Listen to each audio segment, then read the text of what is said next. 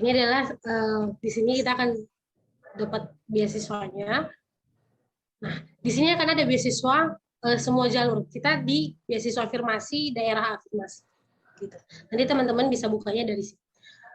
Nah, untuk pendaftarannya, coba saya buka punya saya ya.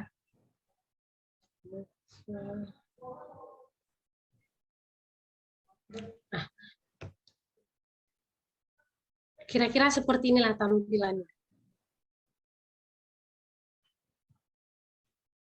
Oh, oke, sorry.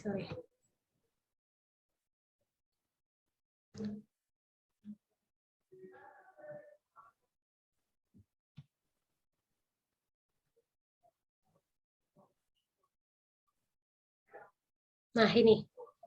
Teman-teman nanti bisa aplikasi pendaftaran yang kami maksud seperti ini. Nanti teman-teman akan lihat informasi data diri dan ya isi semua gitu. Seperti ini. Oke. Berarti ada isian gitu, tinggal kita isi begitu ya? Iya, betul. Tinggal isi aja. Oke, untuk Media sosial harus itu konekkan dengan link sosial media kalian. Oke, sip. Gitu. Ini pendidikan terakhir. Kemudian ke data keluarga. Nah, ini informasi keluarga apakah masih hidup atau sudah meninggal gitu. Oke. Suami istri. Nah, ini yang udah punya suami bisa isi, kalau nggak punya ya nggak usah diisi. Yalah. Ya kira-kira seperti itulah. Oke.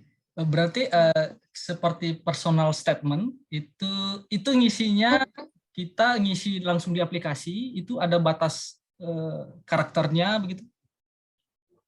Ada. Lihat ya nih.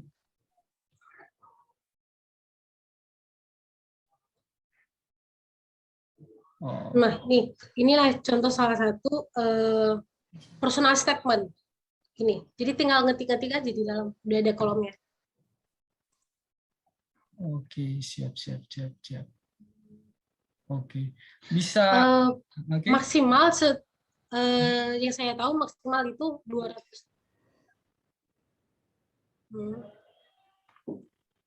Semoga kira-kira teman-teman.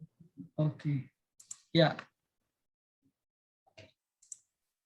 Berarti kita tinggal mengisi gitu ya. Nanti isi apa pengalaman organisasi, kemudian apa strong point, ada apa weak kelemahan kita begitu ya. Kemudian apa pembeda. Nah, ini yang berarti ini yang perlu dituliskan harus dengan benar-benar gitu ya. Dari pengalaman Febriman itu apa misalnya membuat personal statement, apa yang harus dimunculkan di situ? Kalau Febriman biasanya gimana kemarin dari pengalamannya? Yang personal statement itu tuliskan apa yang menjadi dirimu sendiri. Nah, kemudian pada yang paling penting itu pada bidang kelemahan, weakness, itu kan diminta apa kelemahan kamu. Nah, tuliskan kelemahan kamu, tetapi jangan lupa sertakan solusi yang pernah kamu lakukan. Misalnya begini, saya orangnya adalah orang yang misalnya terlalu detail pada hal-hal kecil, misalnya, sehingga terkadang saya melewatkan tugas-tugas yang ada pada tenggat waktu. Nah, solusinya itu, tetapi setelah saya pelajari bahwa itu tidak bagus, saya mulai berbenah. Kemudian dengan cara membuat skala prioritas, mencatat kegiatan-kegiatan apa yang harus saya selesaikan dengan cara mencicil. Jadi jangan berfokus pada kelemahan, tetapi lampirkan juga apa yang sudah kamu lakukan untuk menanggulangi itu atau mengubah kelemahan itu menjadi sebuah kelebihan. Itu saja. Oke. Ya, kemudian kan ini LPDP ini kan waktunya itu dua kali dalam setahun begitu ya. Kalau kemarin Febriman dan Intan ini coba yang tahap keberapa? Saya tahap pertama.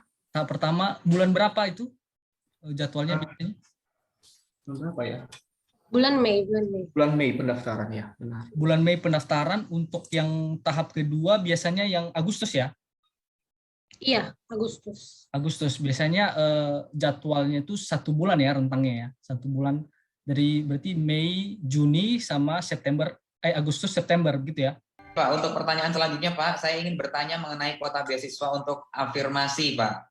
Apakah ada kuota per daerah dan bagaimana jika pendaftar belum mendapatkan LOA ya? Tadi mungkin kalau untuk LOA boleh mendaftar ya Pak karena tidak harus mendapatkan LOA, dan untuk kuota per daerah Pak apakah ada Pak? Ini saya terus terang untuk kawan-kawan di daerah afirmasi, saya mendorong sekali untuk mendaftar. Ajak teman-temannya yang memang mau sekolah lagi untuk memajukan daerahnya untuk mendaftar. Karena kami butuh sekali nih, harus ada lonjakan yang cukup besar untuk kawan-kawan di daerah afirmasi ya. Nah, kadang-kadang kita sulit mendapatkan calonnya begitu. Jadi kalau pendaftarnya sedikit ya kita mungkin akan memberikannya sedikit. Jadi selama ini jangan takut tentang kuota ya, apalagi untuk daerah afirmasi.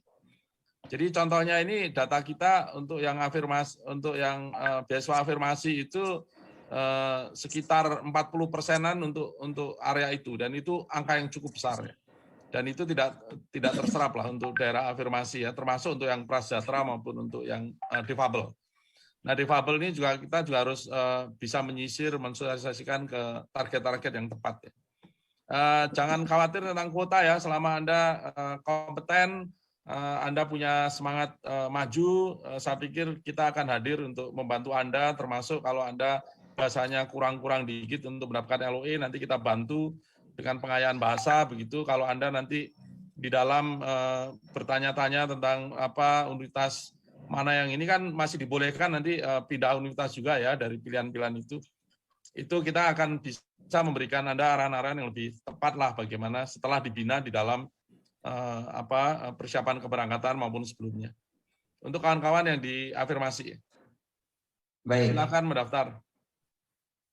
Ya, untuk kawan-kawan di afirmasi ya. Nah, teman-teman, saya merangkum semua dari apa yang sudah kita pelajari, bahwa ada 4 poin paling tidak kita untuk memulai. Yang pertama, kita harus tahu persyaratan. Cari tahu persyaratan, buka websitenya, cari tahu apa yang harus diperlukan, skor TOEFL-nya seperti apa. Kemudian lanjut kita harus spesifik pada syarat yang dibutuhkan. TOEFL-nya butuh 400, berarti kita harus belajar sehingga dapat TOEFL 400. Kalau kita mau di luar negeri, kita harus dapat IELTS 6,5 yang disyaratkan. Kemudian tuliskan tujuan, tuliskan target. Mulai dari sekarang mungkin ada yang mahasiswa, yang masih kuliah, tuliskan target. Berapa tahun lagi akan mencoba. Kemudian jangan berhenti untuk update informasi beasiswa. Banyak informasi beasiswa, teman-teman. Saya salah satu yang sudah mencoba 5 kali beasiswa. 4-nya gagal, 1-nya lolos. Puji Tuhan. Ya, saya orang yang mencoba berkali-kali. Kan saya ikuti juga Zoom itu. Zoom, ikuti di YouTube, ikuti lihat di di web, browse, lihat di blog, ikuti teman-teman.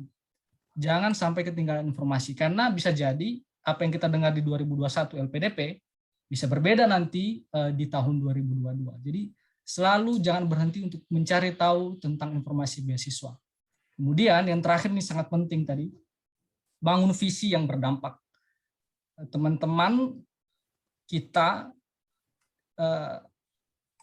harus memikirkan bukan pada diri sendiri, kita harus memikirkan orang lain. Ini penting sekali sebagai tujuan dari hidup kita. Tuhan sudah kasih kita privilege, ya. Tuhan sudah kasih kita yang kita butuhkan. Karena itu mulai dari sekarang bangun segala sesuatu yang itu bisa berdampak bagi orang lain. Ya, saya percaya Tuhan akan memberikan hati yang care, yang peduli ya. Karena banyak orang pintar, tapi sedikit orang yang peduli. Maka jadi yang pintar dan jadilah yang peduli. Nah, ini sangat penting ya teman-teman. 4 hal ini mencakup yang sudah disampaikan oleh kawan-kawan. Kita sangat berterima kasih dan semoga saya mengquote tadi kata Intan, jangan lupakan Tuhan dalam setiap perencanaan kita. Dan saya juga mengquote kata Febriman, mudah-mudahan tahun depan, 2 tahun lagi, berganti narasumber, teman-teman yang sudah ikut di webinar ini akan menjadi narasumber berikutnya. itu saja dari kami. Mohon maaf jika ada banyak kesalahan, ada banyak kekurangan kami dalam menyampaikan, dalam membawa acara ini. Dan sebagai kata terakhir, kami ucapkan selamat mencoba. Terima kasih. Ya Hobu, saya kembalikan kepada Lisna.